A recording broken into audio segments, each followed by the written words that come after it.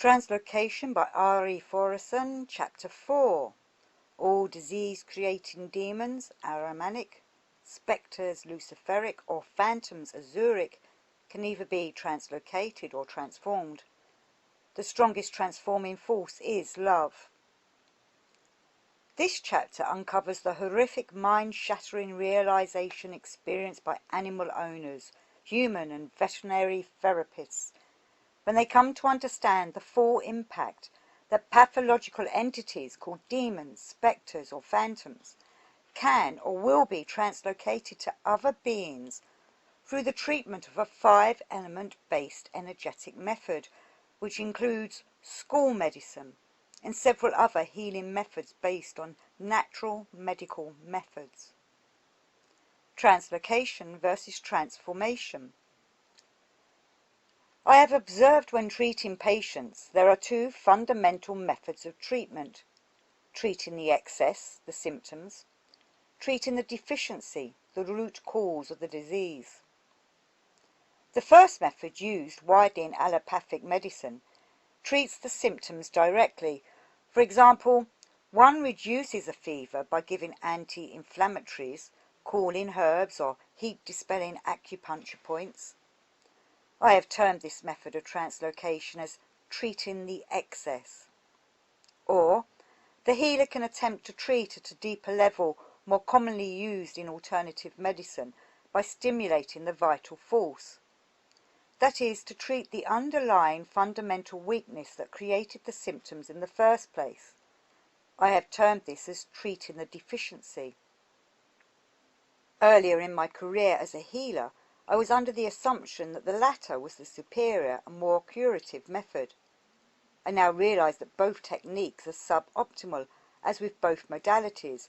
The pathological entity is simply transposed to another host. However, the treatment of the excess translocates 90% of the diseases, whereas the treatment of the deficiency translocates only 40% of the diseases. It has only been in the last few years of my practice that I have come to this realization, which showed itself through my treatment of cancer, described in detail later in this chapter. When my cancer treatment stopped working after 30 years of positive results, 80% total healing and remission of the cancer, I had to question the deeper foundations of this treatment. I then knew that I had to find a method that could truly annihilate the disease, truly transform the disease, transform it into something good, something beneficial. Activating the transformative process, which is neither the excess or the deficiency, but something in between, literally through love or the Christ force. Introduction to my cancer therapy. 3 decades ago, when I began adopting the modalities of homeopathy and acupuncture, I enjoyed a substantial degree of success in helping my patients. I continued to increase the efficiency of these treatments by adding the innovative use of both acupuncture ting points to treat equine pathology, 1982, and the control cycle of 5-element acupuncture in the treatment of cancer in both humans and animals, 1984. However, later I came to the discovery that my treatments actually enforced a translocation of the disease to other persons and animals. From my experience, almost all diseases in animals are translocated from their owners in a natural way, but the traditional alternative treatment enforces this system. I gradually realized through both careful observation of pathological symptoms in whole families and also direct spiritual seeing that the pathological entities that were causing the illness were not transformed, and that my earlier success was not actually resulting in a true cure. In fact, I was merely exteriorizing these entities, allowing their transmission to another host. Furthermore, I concluded that these adversaries were quite resistant to what I call transformation. The processes of transformation could be likened to disarming these noxious stimuli, rendering them free of malicious intent and rehabilitating them with qualities that will actually help rather than hinder mankind. Observing my cancer treatments in 2014, I became acutely aware that the pathological entities just translocated to other hosts, which seemingly made my treatment easy and successful. Realizing that pathological entities were not so bothered about changing hosts, I knew that I had to stop treating in this way and change my usual protocols, as I felt more and more unethical by translocating the diseases. Then came the crucial and important moment, March 2014, when I made the decision to intend and want to stop this translocation. At the same moment, the effect of the cancer treatment more or less disappeared. The curative effect of my cancer treatment stopped, not only for me, but also for most of my students. This happened at the same time without anybody knowing about each other. Since 2014, I've been working to restore the effect of my treatment without translocating the disease. Finally, in 2017, I began making headway towards a solution to this dilemma.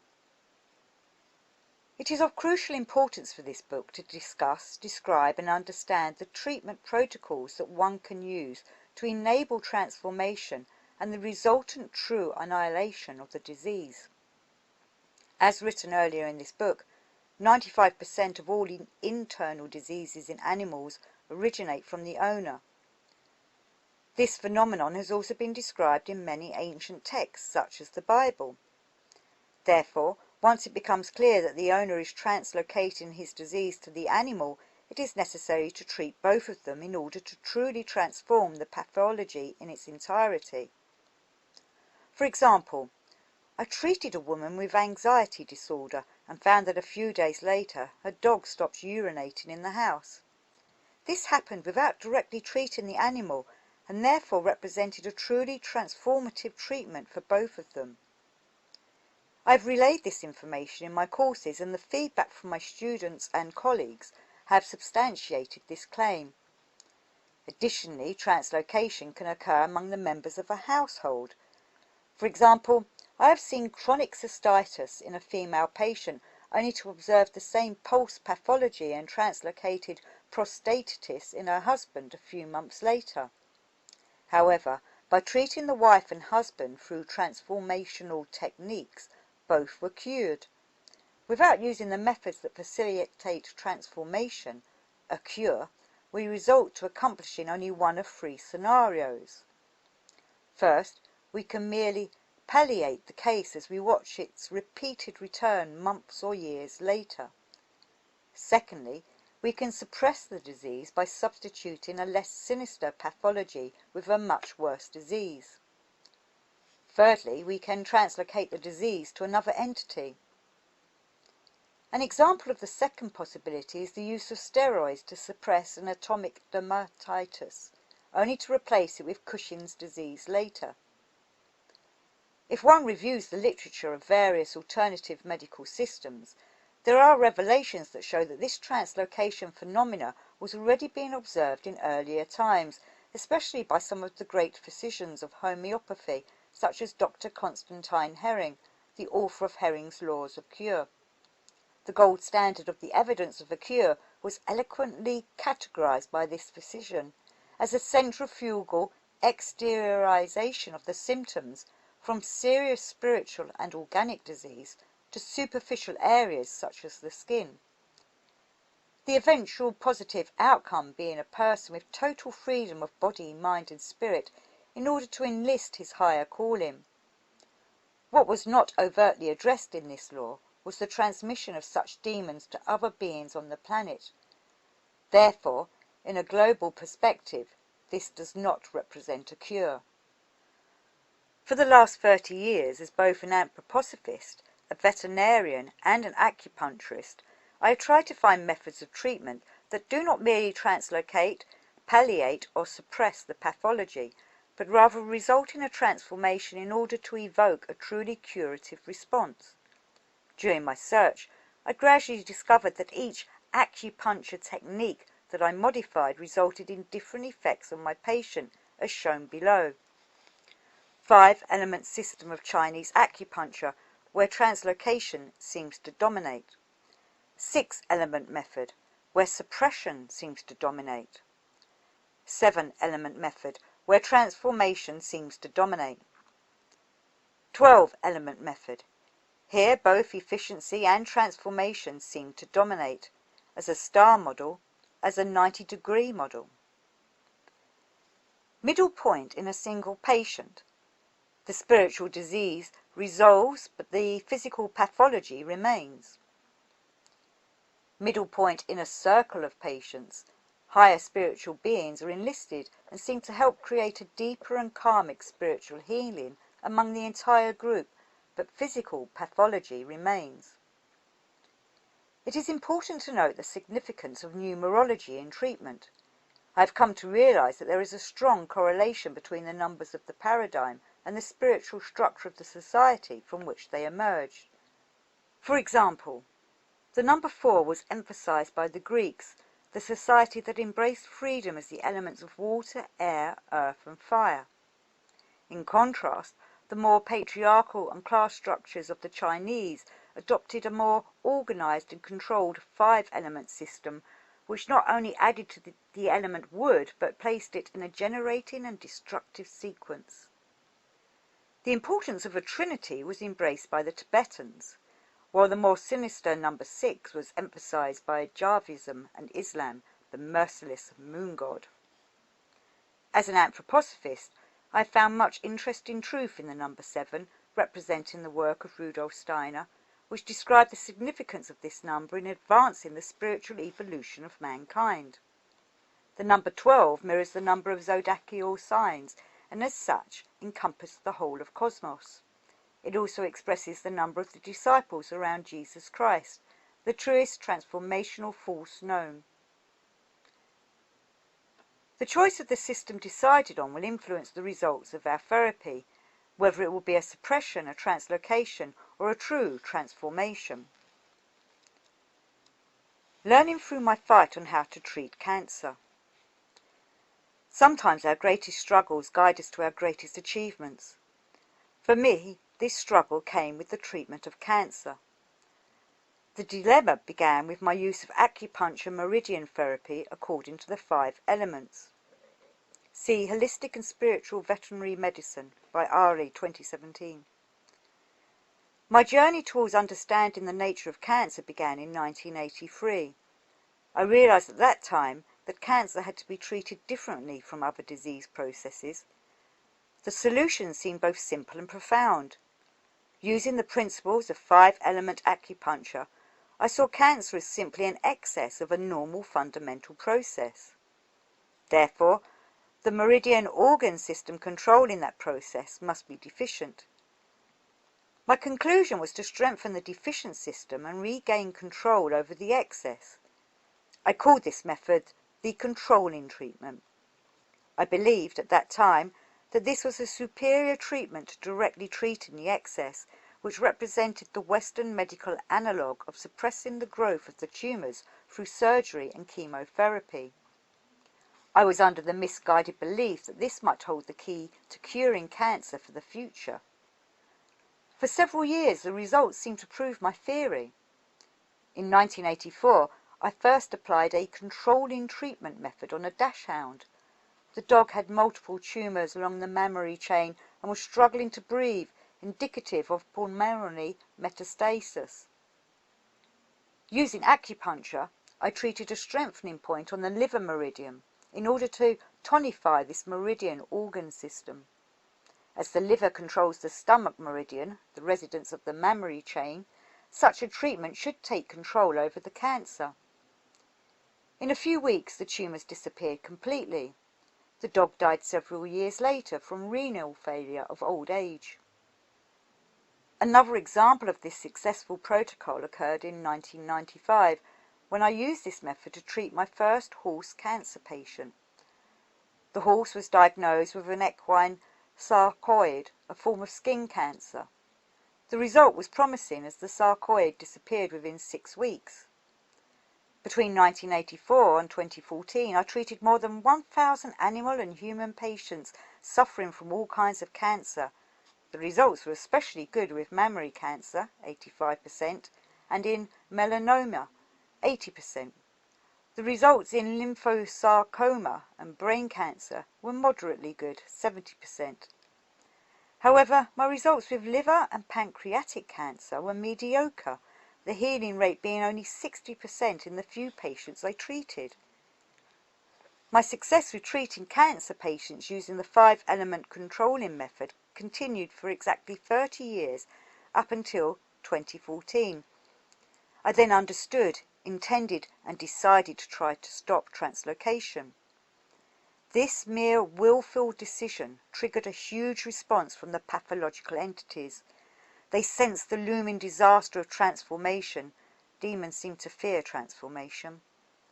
I began to notice a resistance to the 5-element treatment. Although the tumours would still shrink, the actual ability to cure the patient declined. After some months, the effect was totally gone. To make matters even more confusing, my closest students were experiencing the same phenomena. The only few that were still having some success were those physicians that had learned the method from my articles rather than directly through me. The efficacy of the controlling method on treating cancer continued to decline throughout 2014 until it was close to non-existent. I was baffled by this change in events. I did not despair, but worked hard to find out the reason why the effect had vanished and to find a better method. The middle point, a new concept of treatment. In 2016, I understood clearly that I could not use acupuncture according to the 5 elements to treat cancer. I then decided to try employing the middle point. I discovered this point by studying the works of Judith von Haller. She states that a diseased patient should be healed using Christ consciousness. I was still in confusion. How do I treat with a Christ consciousness?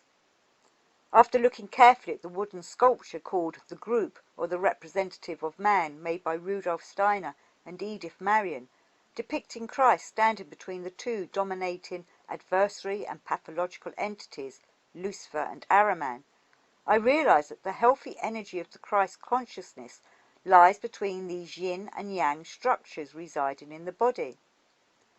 I named the loci that could accomplish this task the middle point. Using this point, I treat neither the excess nor the deficiency, but try to stimulate the middle or healthy area that lies between these two opposites. The first time I attempted to treat the middle point was on a horse during a veterinary course in Germany. I clearly saw with my spiritual eyes a yin pathological structure, the Ahrimanic double or demon, in the region of the abdomen, and a yang pathological structure, the Luciferic double or demon, in the region of the chest. Using my spiritual vision, I could also locate the middle point. I realized that these structures have a kind of life force of their own and as such require the gentler treatment of an acupuncture needle or even one's fingers. In contrast, a Derman jet forces fluid into the point by a forceful thrust of pressurized air. Electrical stimulators, magnetic wave generators and cold lasers are also ineffective and can be detrimental in treating the middle point, the Christ point. This is due to the fact that the adversarial entities thrive off of these types of devices. Since 2014, I have treated many human and veterinary patients with the middle point, that is, as single patients, and not in a group, as will be discussed later. Using one needle carefully placed in the middle, or with my fingers held in the gesture that Christ has in the group statue made by Edith Marion and Rudolf Steiner, pushing the Luciferic and the Ahrimanic entities apart, making way for the Christ force to enter. Most patients seem to be satisfied with the effect of this treatment, although the medical results seem to be less than the spiritual effect. This means that the healing takes place through the higher spiritual sheaths of the patient, and not directly through the etheric or physical body. Some patients describe an intense feeling of healing energy radiating throughout their bodies. I can see these patterns stream in the shape of a figure 8 combined with a spiral. I discovered that using the middle point seems to not heal the physical disease itself, but rather activates a more spiritual kind of healing. This is also the case when activating the middle point in a group situation, that is treating several patients together, sitting in a circle.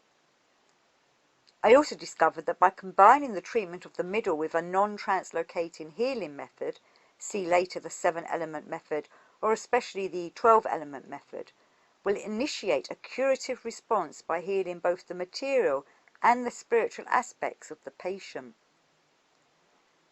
The middle point method transferred to classical acupuncture, the acupuncture middle, explained through the 6-element method. As most of my students were not able to spiritually visualize the middle point, I hope to find a way of combining the tools of pulse diagnosis used in TCM, traditional Chinese medicine, to find a way for them to initiate Christ consciousness. I tried, with a suggestion from a colleague, to make 2 triangles out of the 6 pulses found on either side of the wrist. These pulses are used to find the pathological meridian processes of the patient. 1. Left wrist, heart, kidney, liver. 2. Right wrist, pericardium, lung, spleen.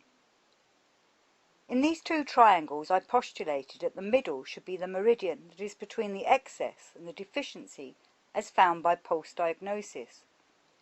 If the main deficient pulse is on the left hand, either heart, liver or kidney, let us say in this example that it is liver, we must then decide which of the other 2 pulses on this same wrist, heart or kidney, is the relatively strongest.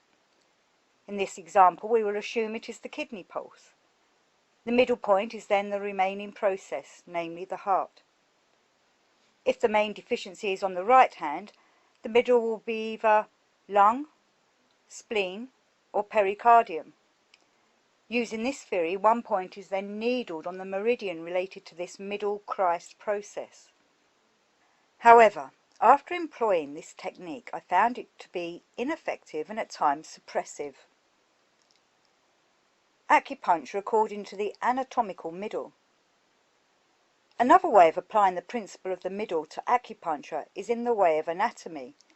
In finding the excessive and the deficient areas on the body itself, we can treat the middle. It is just between the excess and the deficiency. This middle can be found in 3 places. On the head, as in craniosacral therapy, expressing the Christ force in thinking. At the chest, expressing the Christ force in feeling. In the area of the abdomen, expressing the Christ force in willing. There are several ways to find this middle. 1. Seeing the middle point, clairvoyance. The ability to see the spiritual world can be a natural gift or, with dedication, it can be learned. For me it was a skill that I possessed since I was born. In my early youth it felt so natural that I assumed that everyone had this ability. Although I use the word see, this does not exactly convey the experience, as the physical eyes are not involved. For lack of a better description, this is as close a word I can use to describe the phenomenon. In order to gain access to the spiritual world, it is necessary to be able to excarnate from the material body as earlier explained. 2. Feeling the middle point, clairsentience. This is the ability to receive information through sensing or feeling subtle energy. It is actually one of the more common psychic gifts, often activated without conscious awareness. Loosely translated, it means a clear feeling. Clairsentience can trigger physical sensations such as tingling, a ringing in the ear, or changes in the practitioner's pulse. In extreme cases, one can even feel physical pain. For some students, using Nogier's pulse diagnosis to find the middle point is a form of effective clairsentience. Nogier, a French acupuncturist known for the development of auricular acupuncture, used the pulse as a kind of Geiger counter to find various pathologies. When a honing device was passed over a testing zone, the practitioner's pulse, taken at the auricular artery, would change in rate or intensity. Using this same concept, one can pass the finger of one hand over the midsection while taking the auricular pulse with the other hand and wait for a change in intensity or frequency. Others have found that while performing this procedure, the patient often exhibits or experiences a change when the practitioner's finger is passed across the middle point. Horses are particularly sensitive and can be observed to chew, drop their heads and/or blink and close their eyes. For many practitioners, the simple act of feeling the area can be informative. Some feel changes in temperature, while others feel a kind of roughness to the skin that at a physical level may not be overtly palpable. 3. Smelling the middle point, clairalience. During the winter of 2017, I was teaching courses on how to find and treat the middle in both New York and Florida. In New York, I had a student who claimed to have the ability to smell the presence of the disease. With that proclamation, she insisted on smelling each patient to find the middle point, which she did accurately. I then proceeded to Florida to teach yet another group and discovered that most did not possess the ability to spiritually see the middle point. I decided then to test the efficiency of clairalience. I began by emptying my lungs of air, and then with one long inhalation I passed my nostrils along the midsection of a canine patient. Much to my surprise, I found a clear change in the odour at the level of the midpoint. At the exact location, the odour changed from a normal dog smell to a more pleasant aroma. Continuing beyond the point, however, revealed a pathological smell quite distinct from the middle scent. After interviewing the course participants, I found that some were able to distinguish these three odours: normal, pathological, healing. I coined the phrase the sniffing diagnostic test for my new method of finding the middle point. The exact method involves exhaling all the air from the lungs, and with a long and constant inhalation through the nose, move the head in a steady pace over the back of the patient, as shown below. To my surprise, I found it to be quite simple for me and several of the students to smell the middle point. At the exact middle point, the smell changes to a pleasant odour, and immediately cranial or cordial to the middle. The smell changes to a somewhat more physical, dog-like, or even pathological smell. I asked the other participants to do this sniffing test, and about 60% of the participants could clearly recognise the three different smells. Using the middle point in a transformative way to treat noxious earth radiation, as well as electromagnetic radiation, which will be discussed in Chapter 6. Earth radiation appears to my spiritual eye as black snakes curling and moving along the surface of the earth. They must not be mistaken for the energetic bonds between trees and plants, which are described in my book Poplar. These bonds, although similar in their movement along the forest floor, are much lighter in hue. I have been able to enter these tree snakes with my consciousness, and as such can travel within this energy pattern. Travelling in the left direction takes me back in time. I've never attempted to travel to the right for fear of seeing the future. I consider the future belonging to higher powers than mine. Within the energetic streams of the trees, I have experienced the secret of the double time stream. The double time stream is one of the most important secrets we have to know about when entering the spiritual world. Time can go either way, both from the future towards the past and from the past against the future. The black snakes that are the expression of earth radiation are seen as darker and not as transparent as the tree energy snakes. Entering inside the earth radiation snakes is not advisable, as they are of a malignant aromatic nature. They represent the past deeds of all humans, the karma of each of us. This karma of past deeds can either be translocated or transformed. This choice is always ours to make.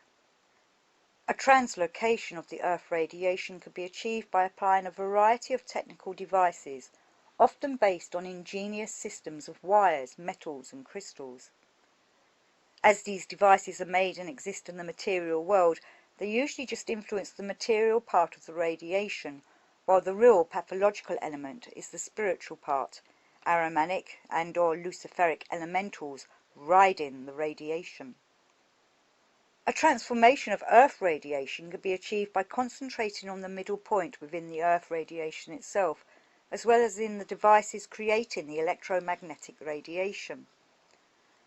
By this concentration, the strength of the Christ force residing in the middle will be strengthened, and the adversarial forces will be pushed back, their cooperation weakened and hindered, and finally, one may hope, transformed.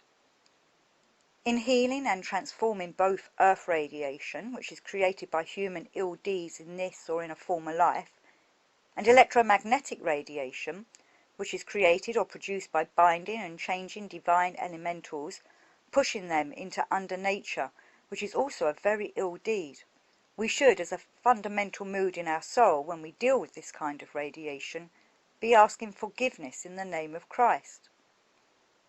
Much the same procedure can be used to neutralize the pathological effect of electromagnetic radiation, and this will be dealt with further in Chapter 6. Using the middle point in a transformative way to treat plants and trees. For many years I've been able to pulse trees. A German colleague, Ferdinand Nissan, told me that he felt that all trees had a weakness in the water element about 1/3 distal to the top of its structure. I pondered this phenomenon for years until I realized that all humans and animals have a deficiency of water where Lucifer abides, which is the top half of the body. As Lucifer represents heat, we often find a deficient kidney energy in that area. 1/3 proximal to the root of the tree, and 1/3 cranial to the tail base of animals and humans, we can find the Ahrimanic influence. Here there is a deficiency in the wood element, representing the energy and fundamental process of the liver as defined by 5-element acupuncture. Therefore, when we pulse a tree, it is important that we do not pulse the tree 1/3 from the root or 1/3 from the top, otherwise we always get either a deficiency in the liver or in the kidney. In animals and humans this is the same. We have to focus and spiritually enter the heart of the patient to get a correct pulse finding. To treat a tree from the middle point, we needle it mentally on the middle point between the kidney deficiency and the liver deficiency, and at the same time push the adversaries back to make more room for the Christ force. When I do this, I find that both the deficiencies often disappear. Also, in treating trees this way, we should hold within our souls a feeling of asking for forgiveness in the name of Christ. Using the middle point in a circle of humans or animals. On the evening of November the 5th, 2016, something unexpected happened. I was given a veterinary course in New York and decided to treat the participants with the middle point as a demonstration. 25 human participants were lying on the floor as I needled all the individual midpoints between Lucifer and Ahriman. Then I sat back to watch. The needle that was placed on the thorax between the adversaries seemed to activate the area of free etheric force not dominated by Ahriman or Lucifer, the Christ force. When this area became activated, a light started to emanate from the chest of all the participants, and after a while it was rhythmically oscillating. After some time, the light started to float up from the participants and began to circle around and over the entire group. The circling became more and more luminous, going upwards in a stream. What I saw happening with the group was totally different from what happens when I treat an individual. The cooperation of the good in each and every one of the patients was able to transform something into light. The irony of individualized treatment then became apparent. It was obvious that Ahrimanic forces are enhanced where man is culled from the group. Sadly, the individualized approach to medical treatment has become the gold standard, especially with regards to immunotherapy. Without an understanding of spiritual science, the medical community is unaware of the power they are giving to the adversarial forces that perpetuate disease. Rudolf Steiner predicted in the beginning of the 20th century that mankind will become increasingly infused with technology. He also believed that this technology would be utilized by the adversaries to gain access and control over all aspects of human evolution. He was correct. Mechanization is another means by which Ahrimanic forces can fortify their hold on the material world. Once again, it cannot be understated that by using the social element of a group treatment combined with the absence of machines, using only one single needle in the healthiest point of the body, namely the Christ point, can we go forward in preventing the disastrous cooperation between Lucifer and Ahriman. Acupuncture according to 7 elements. We have now seen that in using the 5-element treatment protocol, we tend to translocate the pathology. In using the 6 elements, we tend to suppress the pathology. What if we now try to use the 7 or 12 elements? Here we will see that this works much more in a transformative way, especially the 12-element treatment, as did Christ's work with transformation in his circle of 12 disciples. Here I must make a short explanation about what 5, 7 or 12 elements really mean. Man is a microcosm reflecting the great macrocosm.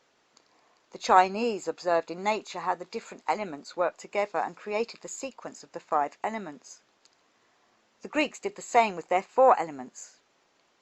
We must then look to nature and see where we can find a 7-fold or 12-fold structure with which we can create a nourishing cycle and a controlling cycle, the latter to be used in controlling cancer. A possible solution through anthroposophy, the 7 planetary elemental system. Many of us were introduced to biology by dissecting dead frogs, never learning anything about living frogs in nature. Modern biology has moved out of nature and into the laboratory, driven by a desire to find an underlying mechanistic basis of life. Despite all its success, this approach is one-sided and urgently calls for a counterbalancing movement towards nature. Only if we find ways of transforming our tendency to reduce the world to parts and mechanisms will we be able to see, value, and protect the integrity of nature and the interconnectedness of all things. This demands a new way of seeing. Anthroposophy is a spiritual science inspired by integrative thinkers and scientists such as Johann Wolfgang von Goethe, Rudolf Steiner, and Kurt Goldstein. This philosophy allows us to develop ways of perception that integrate self-reflective and critical thought, imagination, and careful, detailed observation of the phenomena of nature. According to these principles, the organism teaches us about itself, revealing its characteristics and its interconnectedness with the world that sustains it.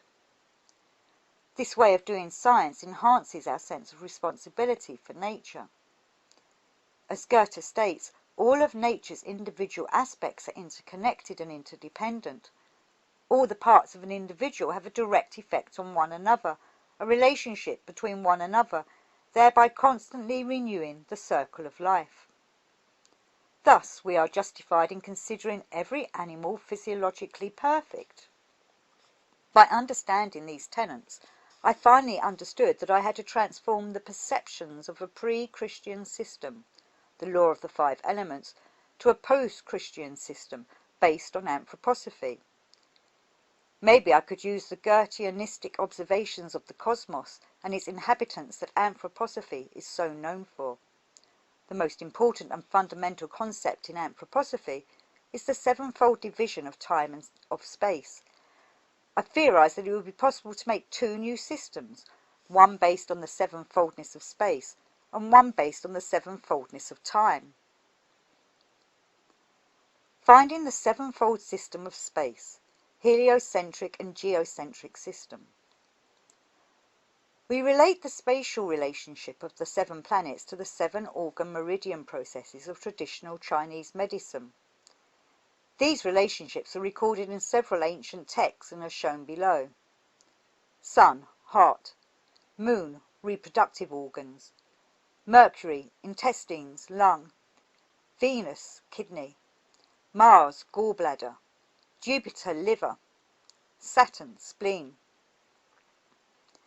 This represents a total of 7 planets and 7 organ meridian systems instead of the 5 or 6 organ meridian systems dealt with by the Chinese. I was then faced with the problem of how to arrange these 7 planets and organs to find the controlling and nourishing sequences used in the 5-element system. After much trial and error, I came down with 4 possible ways, which I tried to combine in my therapy for 2 years before I found the 12-element system, which now seems to be the most effective, and which can also be combined with the middle point, either individually or in a group. The 4 ways are: 1. Arranging the 7 elements according to space in the heliocentric system. 2. Arranging the 7 elements according to space in the geocentric system. 3. Arranging the 7 elements according to time in a 7-point star structure. 4. Arranging the 7 elements according to time in a cradle structure, phasic evolution of the cosmos according to Steiner, i.e. the downward phase is a mirror of the upward phase. The anthroposophical 7-organ processes in space. Method 1. The heliocentric system. Processes as the planets are ordered as seen from the Sun. In this system, heart controls kidney yang, reproductive organs. Kidney yin, the kidney organ itself, controls liver. Gallbladder controls heart. Lung controls gallbladder. Liver controls lung and intestines. Kidney yang, reproductive organs, controls spleen. Spleen controls kidney. Method 2. The geocentric system. Processes as the planets are ordered as seen from the Earth. In this system, heart controls spleen. Kidney yin controls heart. Gallbladder controls kidney yin.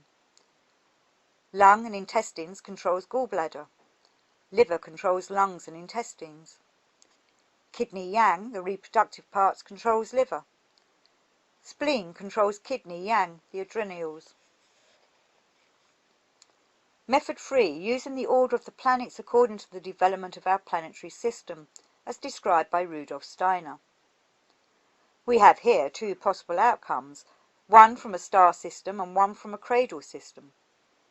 In this system, spleen controls gallbladder, kidney controls liver, gallbladder controls reproductive pericardium, lung controls spleen, liver controls heart, pericardium controls kidney, spleen controls gallbladder. Method 4. Finding the 7-fold system of time as a cradle. The anthroposophical 7-time elements. Finding a relationship in time by relating phaseology as a cradle-type timeline. This evolution is depicted by this curved line. In this system, spleen controls pericardium and vice versa. Heart controls kidney yin and vice versa. Kidney yang controls liver and vice versa. Lung controls lung and vice versa. Small intestine controls gallbladder and vice versa. With this thinking, I came up with the following figure. The 12-element zodiacal system, Method 5. The zodiacal system is viewed as a star. Order of the processes as the zodiacal constellations are arranged in the cosmos, where spleen controls liver, small intestine controls stomach, bladder controls heart, large intestine controls kidney, triple heater controls lung, liver controls pericardium, stomach controls gallbladder, heart controls spleen, kidney controls small intestine, lung controls bladder, pericardium controls large intestine, gallbladder controls triple heater. This system I have now used since December 2018 on over 1,000 patients of all types. The results have been the best I've ever seen, with strong effects and transforming results. I have not yet had time to make statistics on the effects and results according to the different diseases, but this will be done in the near future. This system is used like the other systems. If the problem, both the deficiency or the excess, for example, is in the liver, then treat this problem with the ting point of the spleen. Note: thinking must be used in the initial stage of the diagnosis of any patient, both animal and man. We must inquire about the nature of the disease, make our observations, and determine how to perform the treatment. Is surgery needed? Is the horse dangerous? Can the dog bite us? Do we need any medications? And so on. Thus we proceed to the method of separating thinking, feeling and willing as described in this book. When we have reached this state of mind, we proceed to focus on the sole faculty of feeling, visualizing the heart. Here is when we leave the thinking and willing behind. We imagine spiritually entering the 12th layer of the heart of the patient. We imagine a tunnel from our heart to the heart of the patient. This tunnel traverses all 12 layers of the body, coming to an end at the center of the patient's heart. Keeping our focus here, we make our diagnosis. Personally, I use the pulse diagnosis to go through all the different processes of the body, both in the present time and in the past. However, any modality of spiritual diagnosis may be used, whether it be homeopathy, kinesiology, or any method that may give the information we need. We can also go into the processes of the forefathers and foremothers, investigating the different physical, mental, or spiritual traumas. In doing this, we mentally organize the information that we have gathered. This is when we combine the thinking with the feeling. When we have decided with our thinking how to treat the disease, we leave both the thinking and the feeling behind and enter into the willpower of the universe, which is to be found in the earth itself. This will force must be used in the therapeutic part of the procedure.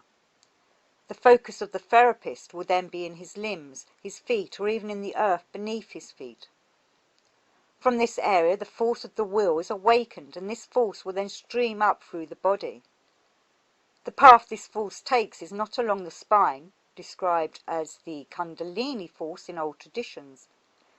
This upgoing stream should be found in front of the spine. The force in the spine is of the old world, related to Lucifer. The force of the new world is in the middle of the body, related to Christ. It is possible to experience this upgoing stream as a dance between two snakes, one white and one black.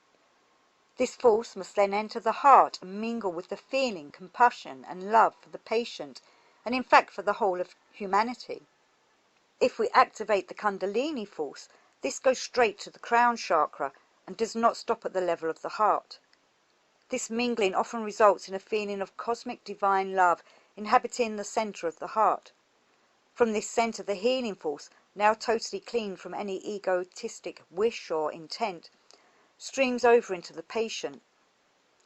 Here, directed by intentional thought that streams down from the head, the healing force works in the body by diminishing the power of the demons.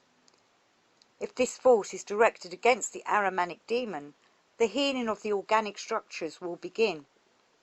If it is directed against the Luciferic demon, the pain and unpleasantness will diminish. If it is directed to the middle, the Christ point or the Christ-filled gap between the two demons, both demons will pull back and start to dissolve or transform. The appearance of the 3 double crosses in the 12-element controlling circle, a possible transition from pre to post-Christian thinking. If we look carefully on the structure of the 12th star, we will soon realize an interesting geometric pattern. The structure actually consists of 3 crosses, each formed as a double cross. The first cross consists of the axis of the bladder to liver and lungs to kidney, crossed with the horizontal axis of spleen to gallbladder and liver to stomach.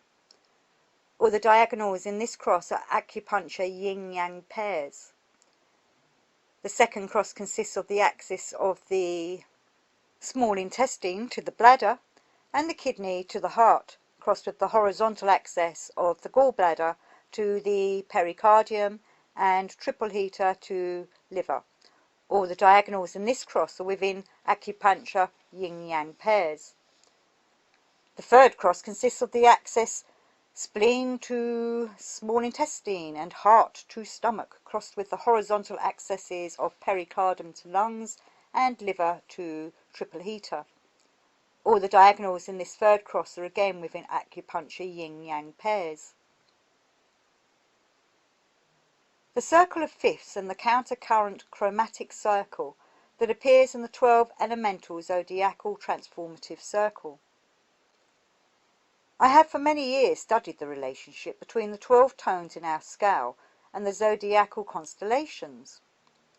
Likewise, I've also studied the relationship between the acupuncture meridians and the musical tones. There are 12 meridians, there are 12 zodiacal signs, there are 12 tones in our music. When we have arranged in a circle as shown above the zodiacal signs as a continuous succession, just as in the cosmos, we get the succession as follows, starting with Libra. Libra, Scorpio, Sagittarius, Capricorn, Aquarius, Pisces, Aries, Taurus, Gemini, Cancer, Leo, Virgo. If we then add the relating meridians to this succession, we get the following line. Lungs, pericardium, gallbladder, spleen, small intestine, bladder, large intestine, triple heater, liver, stomach, heart, kidney.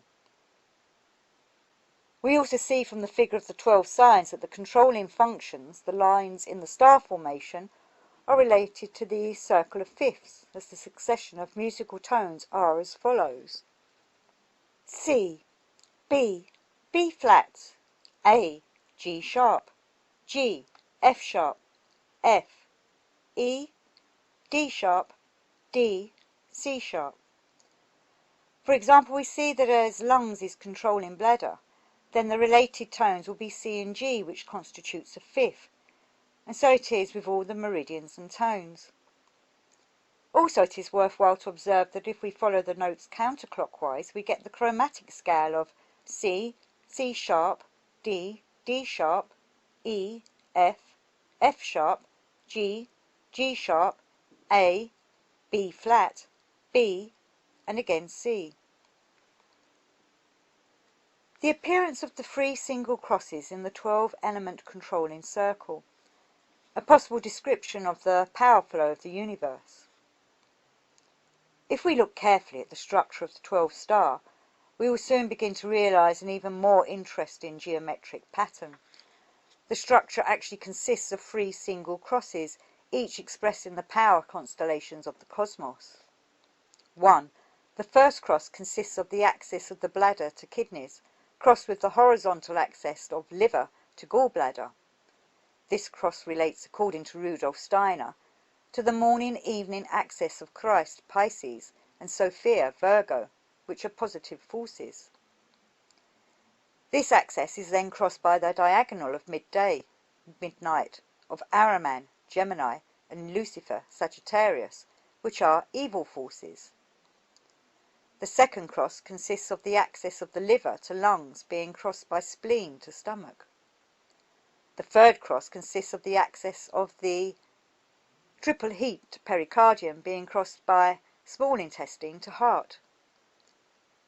These relations offer us another insight into a controlling and transforming therapy, which will be explained after the following quotation of Rudolf Steiner. If we take a closer look at the spiritual forces emanating from the different constellations, we find Steiner's words somewhat enlightening. The good and bad about using vibrations for running machines, and this is an excerpt from a Steiner lecture from the Reappearance of Christ in the Etheric, Lecture 12, GA 178. A great struggle will arise in the future. Human science will attempt to move towards the cosmic, but in different ways. It will be the task of the good, healing science to find certain cosmic forces that, through the working together of 2 cosmic streams, are able to arise on the earth. These 2 cosmic streams will be those of Pisces and Virgo. It will be most important to discover the mystery of how what works out of the cosmos in the direction of Pisces as the force of the sun combines with what works in the direction of Virgo. The good will be that one will discover how, from the 2 directions of the cosmos, morning and evening forces can be placed at the service of humanity, on the one side from the direction of Pisces, and on the other side from the direction of Virgo. The question standing before humanity is whether to master for itself the forces of the cosmos in a doubly wrong, or simply to master them in the right way. This will give a real renewal to astrology, which was atavistic in its ancient form, and would not be able to continue in this form. There will be a struggle among the knowledgeable ones in the cosmos. Some will bring about the use of the morning and evening processes, as I indicated. In the West, the midday process will be preferable, excluding the morning and evening processes, and in the East, the midnight processes will be used. Substances will no longer be prepared according to forces of chemical attraction and repulsion. It will be known that different substances will be produced depending upon whether they are prepared with morning and evening processes or with midday or midnight processes. It will be known that such substances work in a totally different way upon the threefoldness of God, virtue, and immortality, gold, health, and prolonging life. From the cooperation of what comes from Pisces and Virgo, one will not be able to bring about anything harmful. From the same lecture, GA 178, the cosmic forces that are called forth from this direction will beget strange machines, but only ones that will relieve the human being from work, because they will have within them a certain force of intelligence. A cosmically orientated spiritual science will have to concern itself so that all the great temptations that will emanate from these mechanized beasts, which man creates himself, will not exert a harmful influence upon the human being. And for the evil way, by the circuitous route through Gemini, the dead will be led into human life in such a way that human vibrations will reverberate in a definite way, will continue to vibrate within the mechanical performance of the machine. The cosmos will bring motion to the machines through the circuitous route that I have just indicated. For that reason it is important that nothing inappropriate be applied when these problems appear. Only elementary forces that are part of nature should be applied. One will have to renounce introducing inappropriate forces into mechanical life." End quote.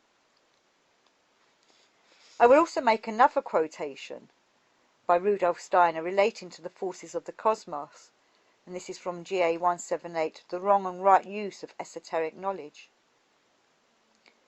And so, just as it is essential for an orthodox professor of biology to have the most powerful microscope available and the most efficient laboratory methods, so in the future, when science has been spiritualized, it will be of the utmost importance whether certain processes are carried through in the morning or in the evening or at midday, and whether what has been done in the morning is allowed to be further influenced by an evening activity, or whether the cosmic influences are cut out, paralyzed from the morning until the evening.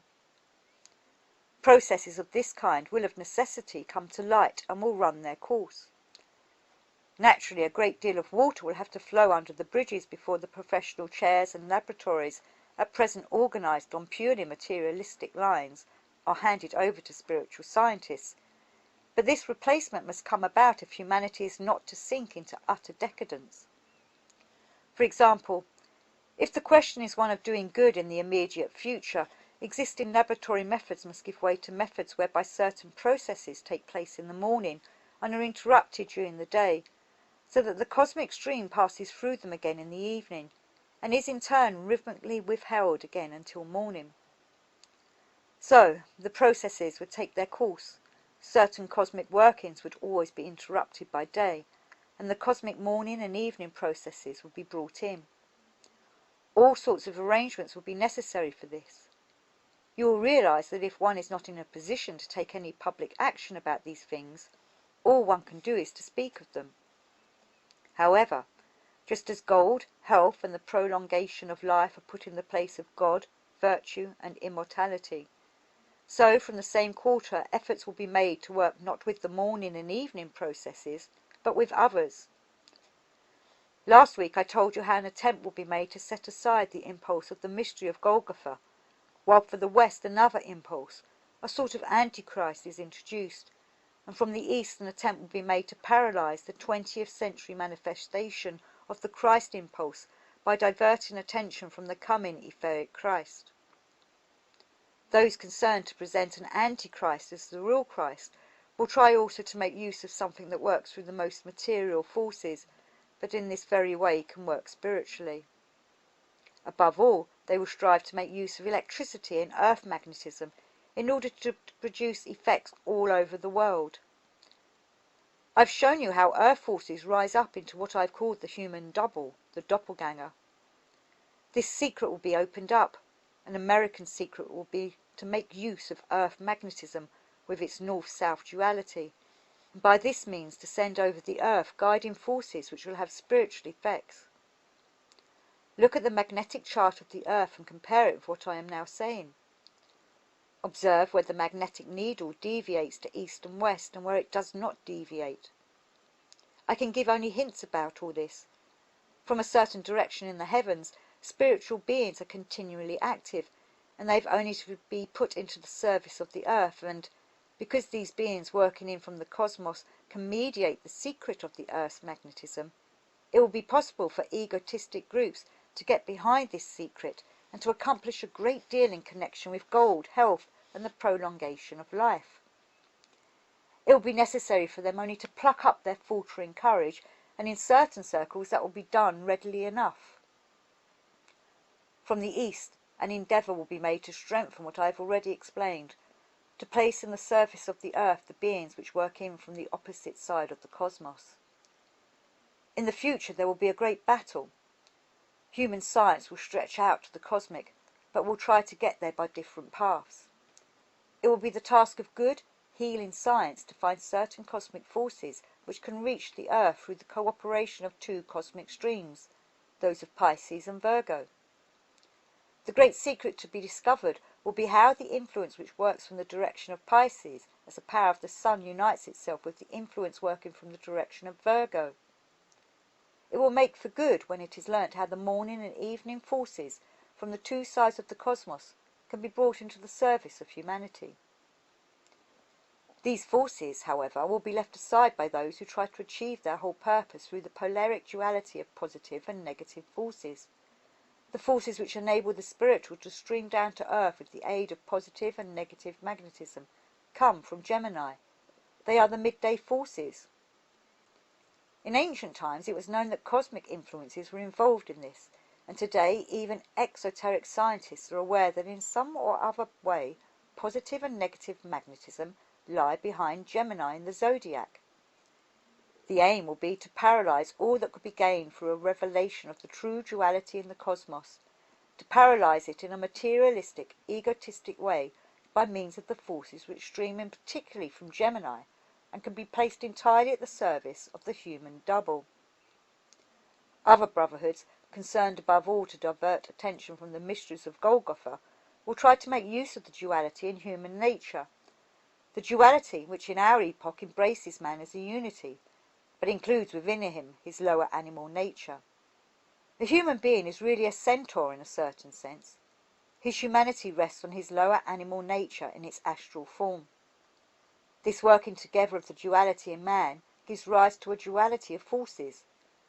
This duality of forces will be utilized particularly by certain egotistic brotherhoods, chiefly from the side of India and the East, in order to mislead Eastern Europe, whose task it is to prepare for the sixth post-Atlantean epoch, and this will be done with the aid of the forces which work in from Sagittarius. End quote. An overview of the numeral relations between the zodiacal forces and the earth, time and man.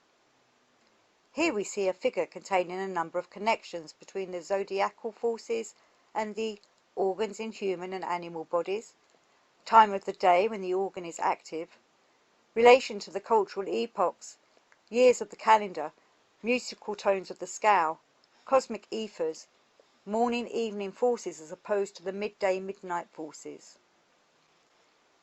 Be aware of the 3 single crosses. Our logical conception of reality and making everything into polarities is for me like being dragged into mire, as I consider the middle to be the only force of reality, our only salvation. The polarities seem to me to be an expression of the great illusion, whilst the Trinity expresses the reality. It is of vital importance to find this third aspect in all uses of electricity, magnetism, nuclear power, cosmic streams or corporal balances. Otherwise the Ahrimanic luciferic forces will dominate. We find the same opposition between duality and trinity in the soul forces of thinking, feeling and willing. Within each we must find the middle point, the middle force, and if we can then relate to and use this middle, this force of love, as a fourth force permeating the cosmos, we have a cross, similar to the morning, evening, midday, midnight forces. The only salvation is to add the force of love to the fundamental forces. That is why the symbol reflecting the love of Jesus Christ is a cross. How the middle can heal the adversarial forces. Here we see a picture of the main opposing forces represented by the line between Pisces and Virgo, and the opposing or adversary forces exposing themselves in the line between Sagittarius and Gemini. The interesting observation is that the healing forces from Pisces, Christ, can transform the forces of Gemini, Ahriman, and the healing forces of Virgo, Scorpio, can heal the adversarial forces of Sagittarius, Lucifer, and that these healing forces arrive in a 90-degree angle. The next 2 pages illustrate how this healing force can be extended to cover all the different constellations, bearing in mind that the healing forces always arrive in a 90-degree angle. Here we see how this healing force can be active through the whole circle of organs or stellar forces. The 12-element zodiacal system, method 6. The zodiacal system is viewed as a quadratum in a 90-degree angle, order of processes as the constellations are ordered in the cosmos. Where in this system? Gallbladder heals bladder in a Christ Sophia-like way. Liver heals kidney in a Christ Sophia-like way. Spleen heals large intestine in a Christ Sophia-like way. Small intestine heals hormonal system in a Christ Sophia-like way. Bladder heals liver in a Christ Sophia-like way. Large intestine heals stomach in a Christ Sophia-like way. Hormonal system heals heart in a Christ Sophia-like way. Liver heals kidney in a Christ Sophia-like way. Stomach heals lung in a Christ Sophia-like way. Heart heals pericardium in a Christ Sophia-like way. Kidney heals gallbladder in a Christ Sophia-like way. Lung heals spleen in a Christ Sophia-like way. In this system we have 3 quadrats. Hormonal system, heart, pericardium, small intestine. This is the feeling interaction by love, healing system.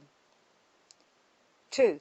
Liver, kidney, gallbladder, bladder. This is the willing interaction by love, healing system. 3. Stomach, lung, spleen, large intestine. This is the thinking interaction by love, healing system. The following is by Dr. Margaret Mary Fleming, DVM AP. The dangers of the 5-element model. The Wu-Xing. The fundamental question Dr. Thoresen asked after the sudden failure of his 5-element approach was, why did it happen? As stated previously, he found his first clue in the advice of Judith van Holler to find a way that employs the Christ impulse. However, those not versed in the philosophy of anthroposophy might wonder why the absence of such thinking would cause such a time-honoured tradition as traditional Chinese medicine and its theory of the 5 elements to fail in such a monumental way. The answers often lie in the past, in the understanding of the nature of the origin of these concepts well before they were distorted and eroded with time. The pinyin for 5 elements is Wu-Xing, which can also be interpreted as the 5 phases, the 5 movements of the 5 planets, Jupiter, Saturn, Mercury, Venus and Mars. Mark that the Sun is not included. The word phase is superior to element, which was a word that was transposed from Greek culture which observed natural physical phenomena as divided into the 4 elemental categories of earth, fire, air and water. The 5th element of Chinese thought is wood, which represents the planet of Jupiter and the dynamic function of the liver in developing willpower and allowing our destiny to unfold. This is interesting with regards to anthroposophy, as Jupiter should be the next evolutionary phase when the Earth phase is completed. It is also worthwhile to note that Manfred Pulkert, a prominent authority on the subject, wrote that the best meaning he had found for this symbol was a series of evolutionary phases, but this term was discarded due to its length. However, he expanded on this idea where he defined these evolutionary phases as dynamic, interdependent aspects of the development of the universe. However, Over time, these 5 phases have been distorted to represent almost all aspects of Chinese material life.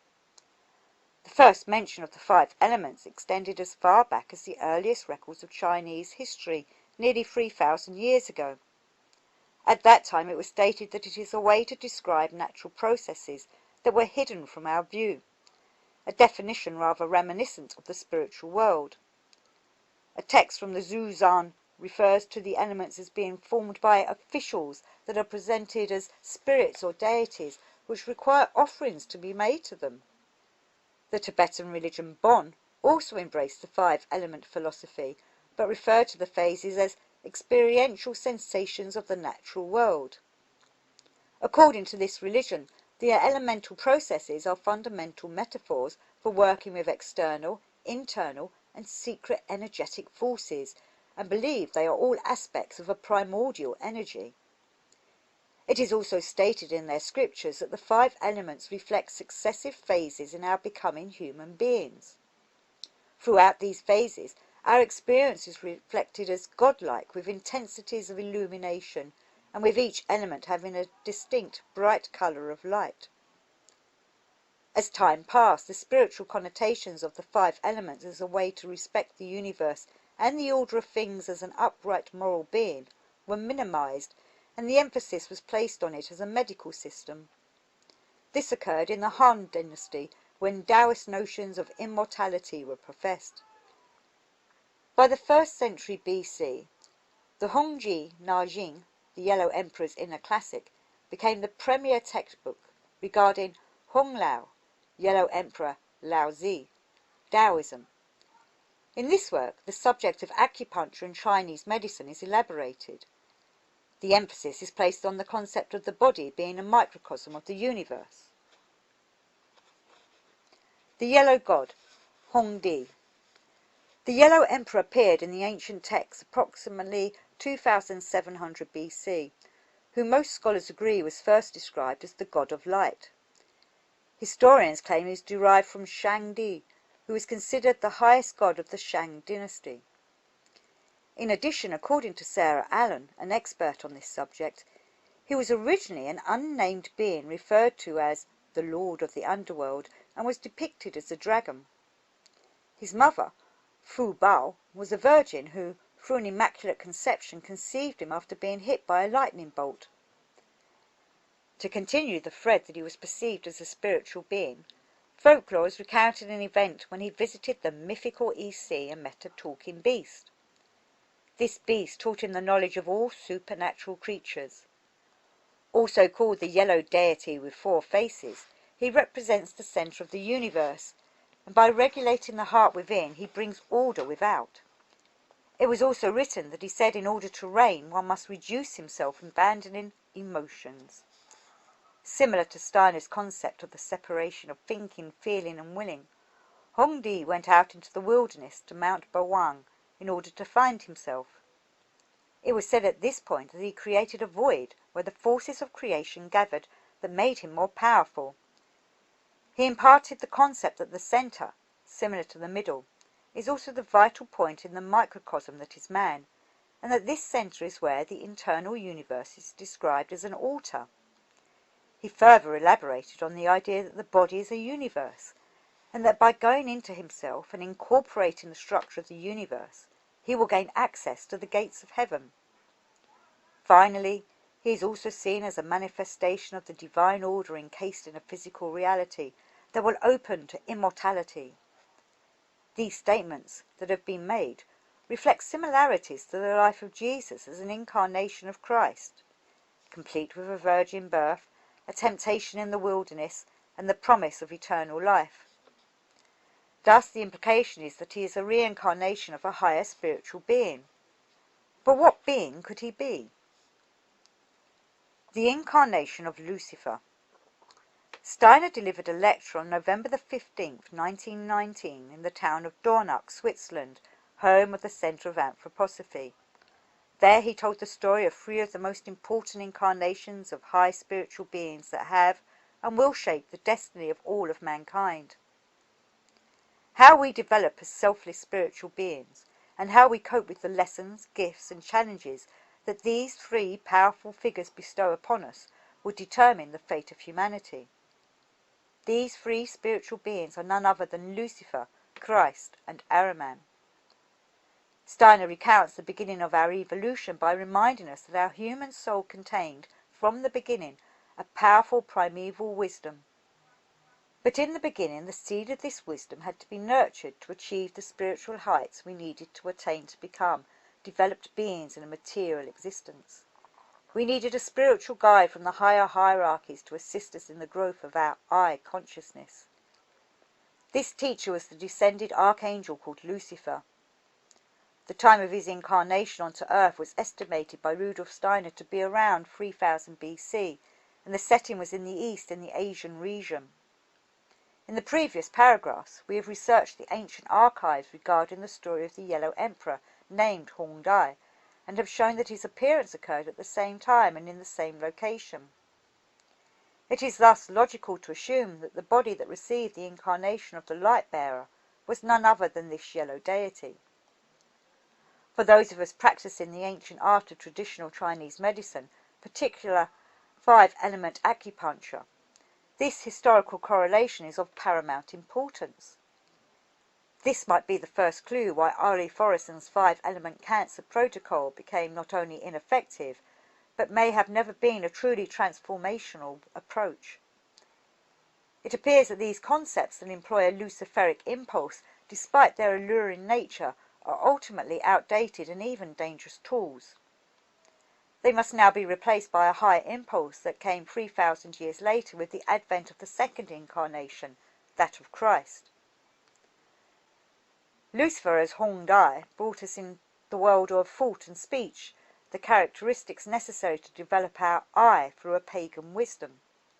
This wisdom could be only obtained from luciferic sources, and the initiates of the time were obligated to receive it without becoming tainted by the ulterior motives of the light-bearer, which is to abandon the path of earth evolution, to win mankind for a kingdom alien to that of Christ.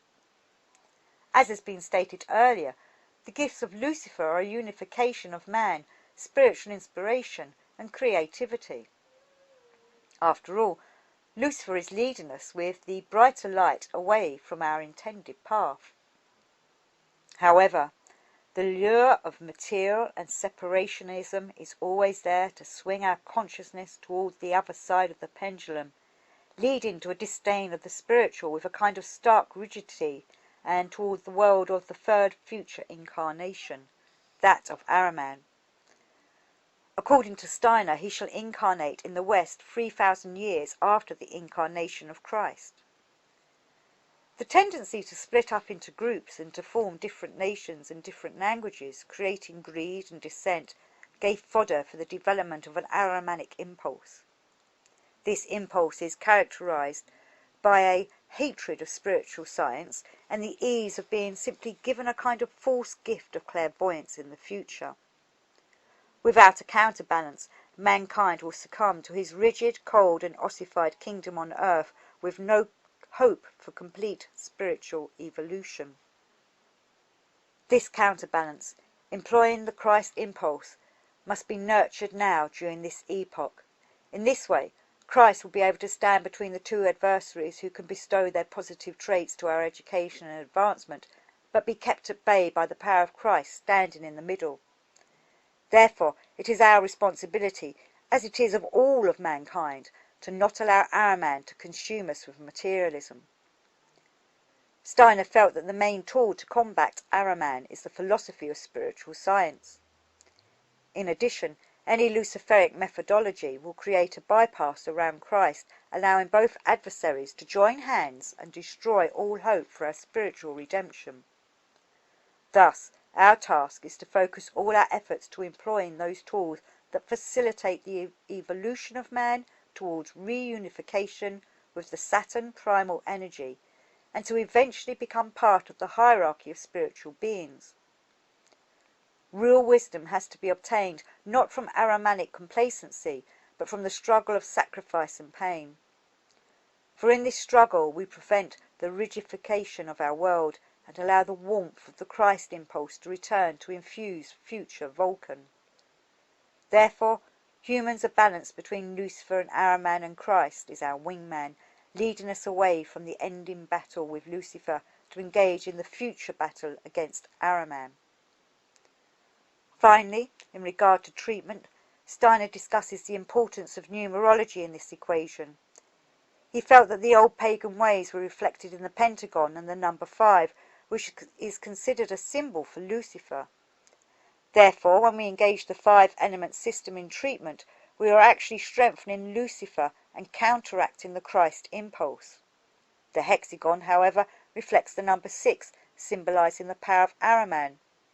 Therefore, using the hexagon in acupuncture, for example, fast forwards us to the world of Ahriman. The number reflecting our spiritual evolution, however, is achieved by the use of the number 7, reflected in the 7 planetary phases, the 7 passions of the Christ, and the newly formed treatment protocols using the 7 system. The incarnation of Christ 3,000 years after the incarnation of Lucifer gave humanity something of immense brilliance. The Christ impulse returned our primeval wisdom, which was taken up by the hearts and minds of the best of us, that is, the citizens of a civilized society. What we must do to prevent our captivity by Ahriman is to understand and appreciate the materialistic world of mathematics and mechanistic laws, but appreciate that ultimately these are illusions. We must never lose sight of the reality of a spiritual world. The second thing we must do is to work towards joining hands in selfless love with one another in peace and harmony. And finally, by understanding that Ahriman gains a foothold by dividing and conquering, we must emphasize the importance and power of group therapy in acupuncture, group meditation in communities, and group love for all.